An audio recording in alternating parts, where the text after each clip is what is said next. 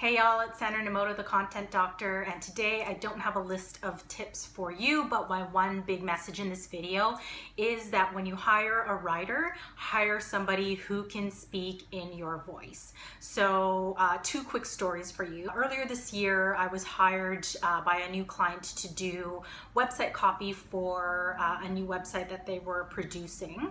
And as is typical with my clients, there's always 2 rounds of revision to rework what's missing from the first draft. Also, I wasn't really aware of the work of this particular client, and what I always try and do is listen to at least a couple of their YouTube videos if possible to try and get a grasp of how they speak. There were 2 of them and they both had very different voices. So one was a Canadian, spoke very professionally. I think they were a teacher or instructor by trade, and the other, English wasn't their first language. It's not that they had a problem with English, but they used different words. And so in my first draft, I did try and incorporate a blend of those 2 voices.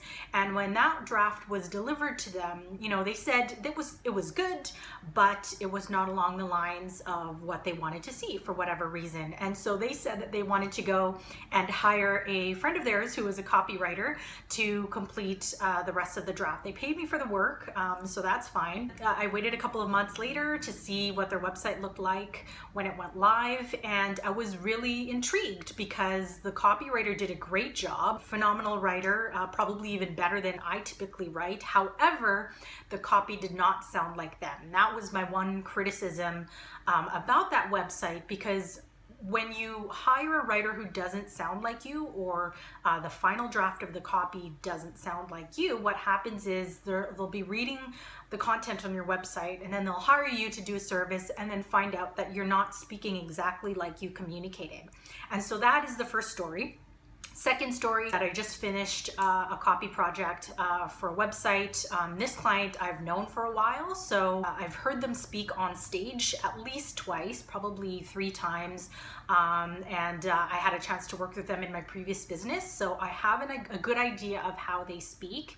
And even though it's been a number of years since we worked together, I tried and all the time to hear that person's voice when I wrote the copy for their website. So when I delivered the first draft, you know, of course the client said that they had some comments and things that they wanted changed, but for the most part, I nailed their voice. And I was really happy to hear that. And that's why I would like to advocate that if you're going to hire a writer, you hire somebody who can make the copy or the content sound like you. And the last thing that I want to say is that here in Vancouver and in Canada, we are a very multicultural society. And in Vancouver, there are a few businesses that I can name that have Japanese owners or staff, and that comes across very strongly in their content.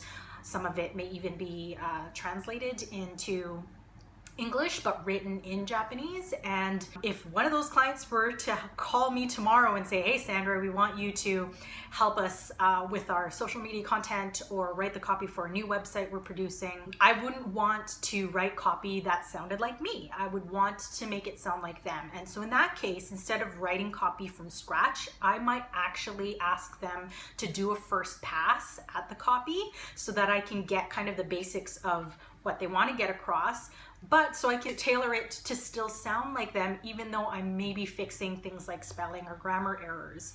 A bit of a background on me: my last name is Nomoto, my husband is Japanese, and because of that I have interacted with his family and his friends and their parents, and when I was growing up we had international students live at my parents' house, so I think I have a good grasp of the Japanese accent. And throughout high school and university I practiced that accent, and that helped me when I went over to Japan for the first time and was able to use some of those words and have people understand me pronouncing those words with a particular accent. Not that I know Japanese or I know how a native Japanese person would speak exactly, but those are the kinds of nuances that a good writer, if they know these types of things, can integrate into your copy and your content. So thanks for listening.